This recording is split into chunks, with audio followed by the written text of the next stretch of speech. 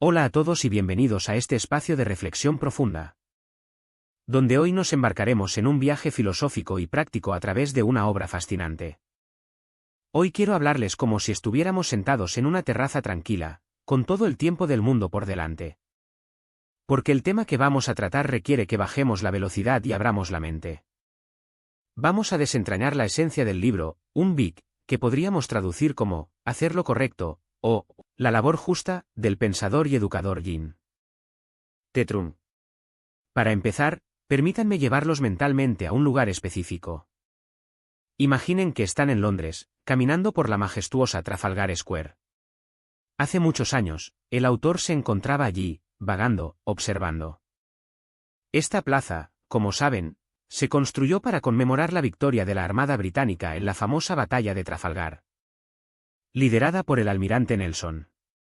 En el centro, se alza una columna de 52 metros, y en la cima, la estatua del almirante, imponente contra el cielo. Pero lo que capturó la atención del autor no fue la estatua gigante, sino una inscripción pequeña, casi discreta, en un relieve cerca de la base de la columna. La frase decía, England expects that every man will do his duty. Traducido, Inglaterra espera que cada hombre cumpla con su deber. Esa fue la señal que Nelson envió a su flota antes de la batalla. Sin embargo, grabada allí, en el corazón de Londres, esa frase trasciende la guerra. Es un mensaje eterno. Al leerla, uno no puede evitar preguntarse, ¿cuál es mi deber? ¿Cuál es mi trabajo real en esta vida? ¿Lo he hecho? ¿Lo he hecho bien? Esas preguntas son la semilla de todo lo que vamos a hablar hoy. Vivimos en una época de confusión. No son batallas de espadas y cañones, sino batallas invisibles, entre lo correcto y lo incorrecto, entre la iluminación y la ignorancia, entre lo sagrado y lo profano. Vemos cómo los valores se invierten, cómo la gente duda de lo que antes se consideraba verdad, bondad y belleza. Vemos maestros que no enseñan, líderes que no lideran, empresarios que son meros comerciantes codiciosos. ¿La causa raíz? Según el autor, es que mucha gente no está haciendo su trabajo. Y aquí viene la tesis central, la columna vertebral de nuestra charla de hoy. Las labores más importantes que cualquiera de nosotros tiene que hacer en la vida no son ser ingeniero, médico o abogado. Las tres labores fundamentales son, hacer de humano, lamni, hacer de ciudadano, lamdan, y, hacer el trabajo, lambik. Si fallamos en la primera, las otras dos se desmoronan.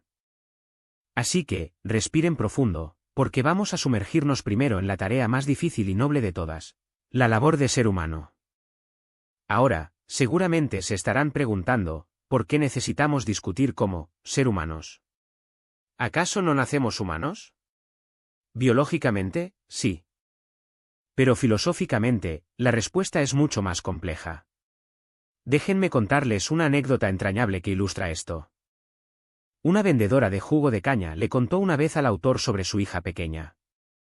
La niña llegó a casa y preguntó, «Mamá, ¿qué es un humano? ¿Por qué tú y la maestra siempre dicen que estudie para convertirme en una persona, en un humano? ¿Acaso no lo soy ya?» La madre, confundida, le dijo que le preguntara a su padre. El padre, frustrado, dijo, «Si no te conviertes en humano, te convertirás en un animal». La niña fue a la escuela y le preguntó a la maestra, quien la regañó por hacer preguntas tontas. Pobre niña. Nadie pudo darle una respuesta, porque es una pregunta que ha atormentado a los filósofos durante siglos. Pero aquí está la clave, ser humano no es un estado biológico por defecto, es un logro.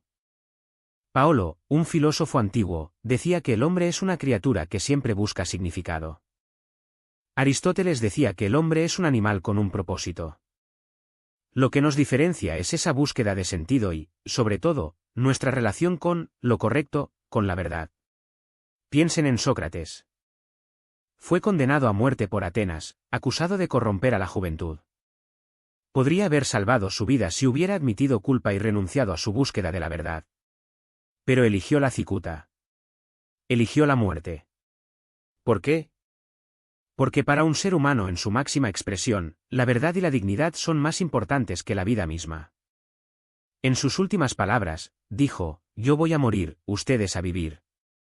¿Quién va hacia un mejor destino? Solo Dios lo sabe. Esa serenidad ante la muerte nos muestra que, para el humano verdadero, no hay nada, por encima de todo, excepto su propia conciencia y dignidad. Esto nos lleva al concepto del hombre libre, o hombre autónomo, TTR. ¿Qué significa ser un hombre libre? No se trata de hacer lo que te dé la gana. Se trata de ser gobernado desde adentro, no desde afuera. Un hombre libre posee dos cosas esenciales: autorrespeto, dignidad, y respeto por los demás. Hablemos del autorrespeto. No es narcisismo. Es valorar tu propia dignidad moral. Una persona con autorrespeto teme más a su propio tribunal interno, su conciencia, que al tribunal de la ley o a la opinión pública. Imaginen esto: están en una situación donde pueden aceptar un soborno. Nadie se enterará. Es mucho dinero y lo necesitan. Pero si lo hacen, sentirán una vergüenza interna insoportable. Esa voz que dice, no, esto no es quien soy, eso es el autorrespeto. Es la capacidad de ser fiel a uno mismo incluso cuando nadie está mirando. Hay una historia hermosa sobre Warren Buffett. Él dona miles de millones a la caridad, pero tiene una regla: no permite que pongan su nombre en los edificios que financia. ¿Por qué?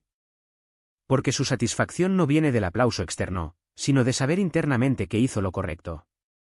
O piensen en una situación más cotidiana: dos hermanos, una hermana mayor y un hermano menor. Les dan dos pasteles, uno grande y uno pequeño. La hermana quiere darle el grande a su hermano, pero sabe que si se lo ofrece, él se sentirá mal.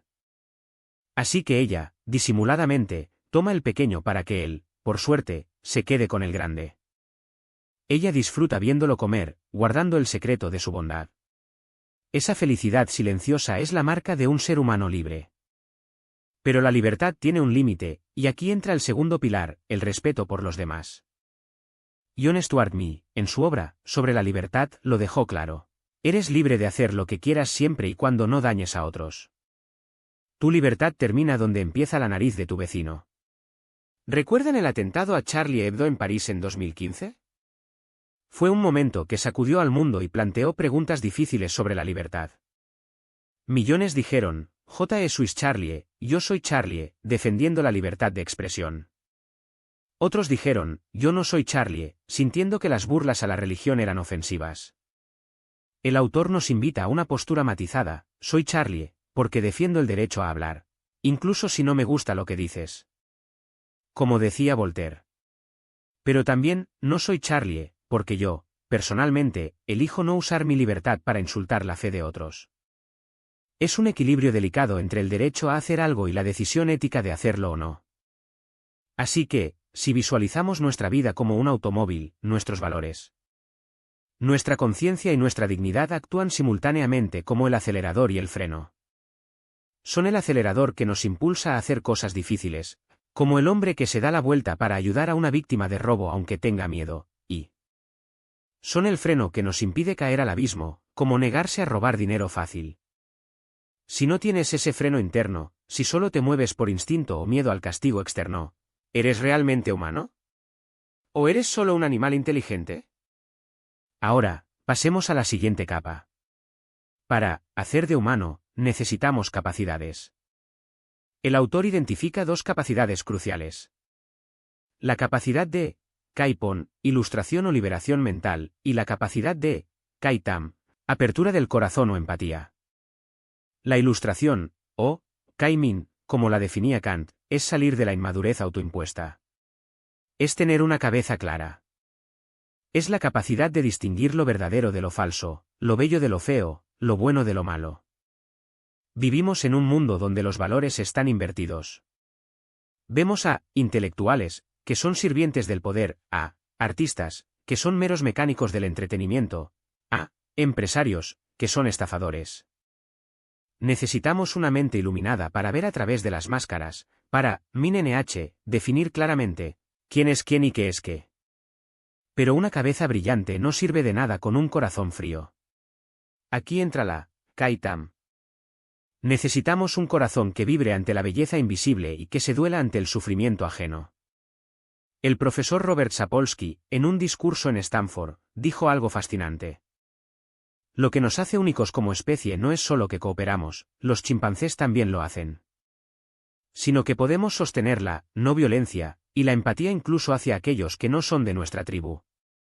Hay una historia desgarradora que ocurrió en China en 2011, la de la pequeña Yue Yue. Una niña de 2 años fue atropellada por una furgoneta. El conductor huyó. Luego, otra furgoneta la volvió a atropellar. Durante 7 minutos, 18 personas pasaron por su lado. 18 personas. Ninguna se detuvo. La miraron y siguieron caminando. Fue la persona número 19, una recolectora de basura, quien finalmente la socorrió. La niña murió después. Pero lo más triste no es solo la indiferencia de los 18, sino lo que pasó con la señora que la ayudó. La prensa la acosó, los vecinos se burlaron de ella preguntando si quería fama o dinero. ¿En qué clase de mundo vivimos donde la bondad se considera sospechosa y la apatía es la norma?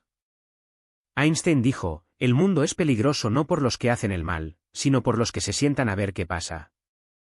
La apatía es una forma de muerte espiritual. Para ser plenamente humanos, necesitamos esa cabeza fría, para pensar críticamente y ese corazón caliente, para sentir profundamente.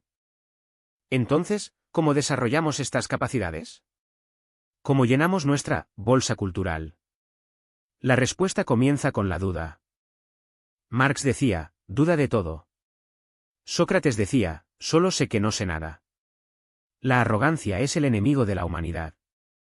Hay muchas formas de ser ignorante, incluso siendo exitoso. Puedes tener poder pero ser un líder desastroso. Puedes tener dinero pero ganarlo destruyendo a otros. Puedes tener títulos académicos pero comportarte sin ética. El camino es la introspección constante. Y aquí quiero compartirles un modelo poderoso que el autor llama, yo soy un producto de mí mismo. Imaginen un ciclo de 5 pasos para la gestión de la propia vida. 1. Caipón, liberarse / iluminarse es el despertar. Es darse cuenta de que uno puede estar viviendo en la oscuridad, atrapado por prejuicios o miedos. Es el cuento del traje nuevo del emperador. ¿Quién eres en esa historia? ¿El emperador desnudo pero orgulloso? ¿El cortesano adulador que miente por miedo? ¿O el niño que dice la verdad? Liberarse es tener el coraje de ver la verdad sobre uno mismo. 2. Encontrarse a uno mismo ** es descubrir tu yo cultural, tus valores, y tu yo profesional, tu talento. Muchos jóvenes sufren porque eligen una carrera antes de elegir una vida. Primero debes decidir qué tipo de persona quieres ser, y luego qué trabajo encaja con eso. Y para encontrarte, a veces tienes que perderte en el servicio. Gandhi decía, la mejor manera de encontrarse a uno mismo es perderse en el servicio a los demás. Déjenme plantearles un dilema laboral fascinante que el autor usa a menudo. Imagina que vales un salario de 10 millones, pero la empresa solo te paga 5 millones. ¿Cómo trabajas? Opción A. Trabajas por valor de 5 millones, lo justo. Opción B. Trabajas por valor de 10 millones, lo que vales.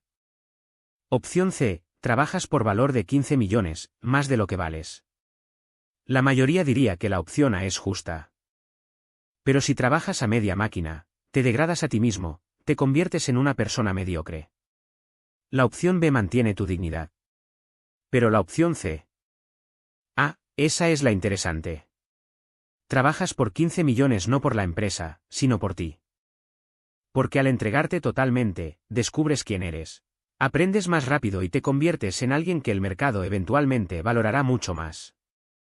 Es un egoísmo inteligente. 3.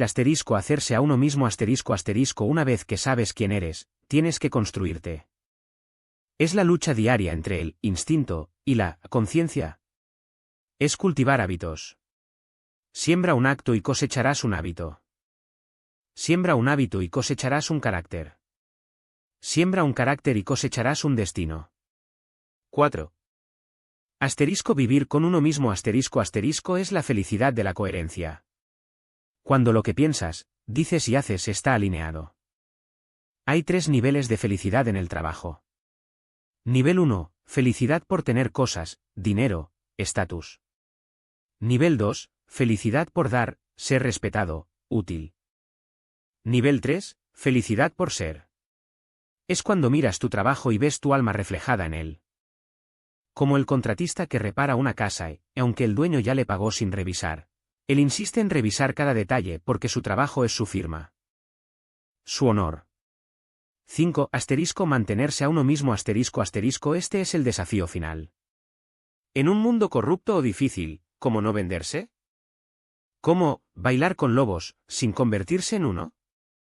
Es la historia de la vendedora de lotería en Vietnam que descubrió que el billete que había reservado para un cliente, que aún no lo había pagado, era el ganador del premio mayor. Podría habérselo quedado. Nadie lo sabría. Pero se lo entregó. ¿Por qué?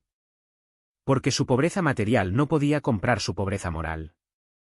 Ella quería seguir siendo ella misma.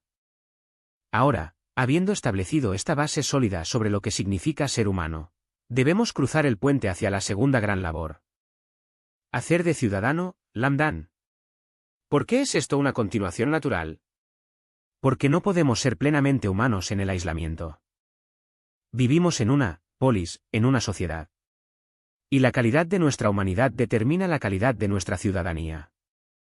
Tradicionalmente, en muchas culturas, especialmente bajo sistemas antiguos o autoritarios, se ve al ciudadano como un súbdito. Alguien que debe obediencia. Kennedy dijo la famosa frase: no preguntes qué puede hacer tu país por ti, pregunta qué puedes hacer tú por tu país. Suena noble, pero el autor nos invita a reconsiderarlo. No se trata solo de deber, se trata de propiedad. Vamos a usar una analogía empresarial para desmitificar la política. Imaginen que el país es una gran compañía anónima. ¿Quiénes son los dueños? Los ciudadanos son los accionistas. ¿Quién es el gobierno? Es la junta directiva y el CEO contratados para administrar la empresa. En una empresa, los accionistas, los dueños reales, no están en la oficina día a día. Contratan gerentes. Pero, ¿quién manda realmente? Los accionistas. Ellos tienen 3 poderes fundamentales. 1. Diseñar el sistema, los estatutos de la empresa. 2. Elegir a los líderes, la junta directiva.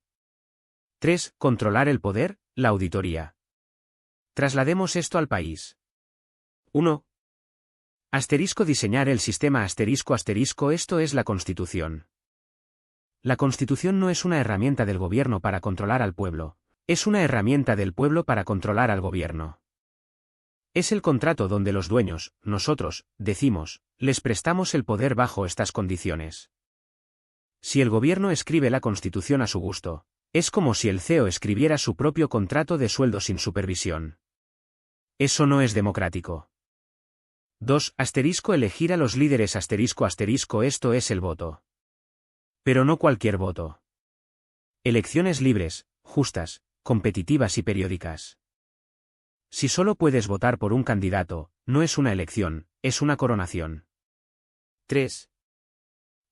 Controlar el poder. Aquí entra la genialidad de Montesquieu y la separación de poderes. Legislativo, hacer leyes; ejecutivo, aplicar leyes; y judicial, juzgar. Estos 3 deben estar separados y pelearse entre sí. Sí, pelearse. El check and balance. Si una persona o partido controla los 3, ya no tienes ciudadanos, tienes súbditos. Tienes un rey con otro nombre. El autor hace una distinción brillante entre 3 modelos de gestión de un país. 1. Rey dueño, monarquía / feudalismo. Que el país es propiedad del rey. Él es la ley. Él da y quita derechos. La lealtad al país es lealtad al rey. 2. Pueblo dueño, democracia real. El país es de los ciudadanos. Los líderes son servidores temporales. Los derechos son naturales, no regalos del gobierno. 3. Grupo dueño, oligarquía / falsa democracia. Este es el modelo más peligroso y confuso. Parecen democracias, tienen elecciones, tienen constitución, pero en realidad, un grupo pequeño actúa como si fueran reyes. Usan la ropa de la democracia para ocultar el cuerpo del feudalismo. Hablan de pueblo, pero sirven a sus intereses. En una verdadera democracia, el ciudadano entiende la diferencia entre derechos naturales, derechos humanos que tienes por nacer, como respirar o pensar, y derechos legales, otorgados por ley. El Estado no te da la libertad de expresión, tú la tienes por defecto, y el Estado está obligado a protegerla. El buen ciudadano no es el que obedece ciegamente. A veces, el buen ciudadano es el que desobedece. Rosa Parks, al negarse a ceder su asiento en el autobús, estaba violando la ley local, pero estaba obedeciendo una ley superior, la dignidad humana. Ella estaba haciendo su trabajo de ser humano, y, por ende, su trabajo de ser ciudadano, al empujar a su país hacia la justicia. También debemos hablar de la independencia de las instituciones. En una sociedad libre, el ejército protege a la patria y al pueblo, no a un partido político. La educación busca la verdad, no el adoctrinamiento. Galileo fue perseguido porque la verdad estaba monopolizada por la Iglesia. Hoy, si la verdad está monopolizada por el Estado, corremos el mismo riesgo. La libertad académica y la libertad de prensa son los pulmones de la ciudadanía. Sin ellos, nos asfixiamos en la mentira. Para ir cerrando este inmenso tapiz de ideas, quiero volver a la metáfora de la caverna de Platón, adaptada por el autor. Imaginemos una comunidad que vive en una cueva profunda. Creen que la cueva es todo el universo. Las sombras en la pared son su realidad. Un día, alguien logra salir. La luz del sol le quema los ojos al principio, le duele. Pero luego ve los colores, la vida, la inmensidad. Se da cuenta de que la cueva era una prisión. Regresa para contárselo a los demás, para liberarlos. ¿Qué hacen ellos? Se ríen de él. Lo llaman loco. Incluso amenazan con matarlo por perturbar su paz. La pregunta que un Big nos deja es, ¿en qué escenario estás tú? ¿Has salido de la cueva y vives en la luz de la verdad y la autonomía? ¿Sabes que estás en una cueva y estás tratando de salir? Estás en la cueva pero crees que ya saliste, la ignorancia arrogante. ¿O saliste de una cueva pequeña solo para meterte en una más grande y oscura, creyendo que eso es la libertad? Cada uno de nosotros tiene sus propias cuevas, prejuicios, miedos, conformismo. Y nuestras sociedades también son cuevas. La labor de hacer de humano y hacer de ciudadano es un esfuerzo constante por salir hacia la luz. Es doloroso. Requiere coraje. Requiere que aceptes que tal vez, solo tal vez, estabas equivocado. Pero recuerden la historia del niño y las estrellas de mar. Había miles de estrellas de mar varadas en la playa, muriendo bajo el sol. Un hombre vio a un niño lanzándolas al mar una por una. El hombre le dijo, hijo, hay miles, no puedes salvarlas a todas, no importa lo que hagas. El niño tomó una, la lanzó al agua y dijo, para esa, sí importó. No podemos arreglar el mundo entero de un golpe.